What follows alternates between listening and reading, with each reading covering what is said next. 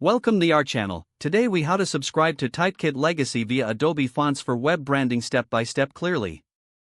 Begin by opening your web browser and navigating to the Adobe Fonts website. If you don't have an Adobe account, you'll need to create one.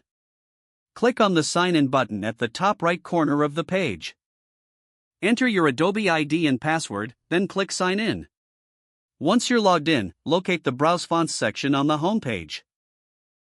Use the search bar to find the specific Typekit Legacy fonts you wish to use.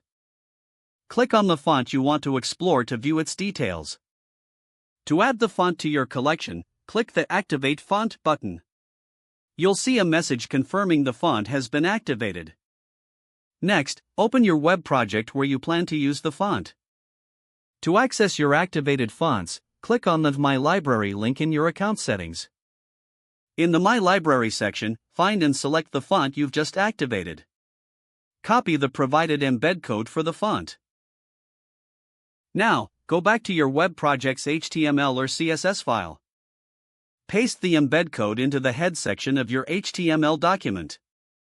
Make sure to include any necessary CSS declarations to apply the font style.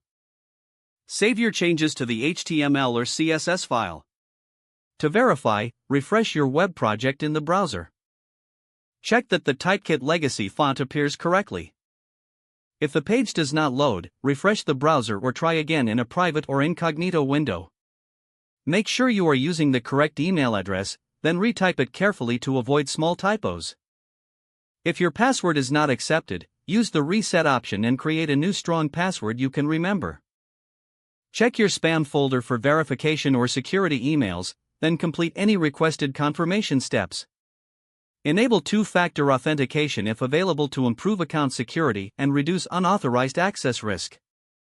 After signing in, review your profile details so your contact information and settings are accurate and current.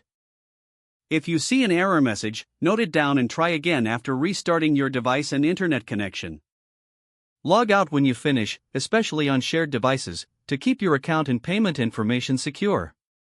If the page does not load, refresh the browser or try again in a private or incognito window. Make sure you are using the correct email address, then retype it carefully to avoid small typos. Don't forget to like this video and subscribe to our channel for more step-by-step tech guides.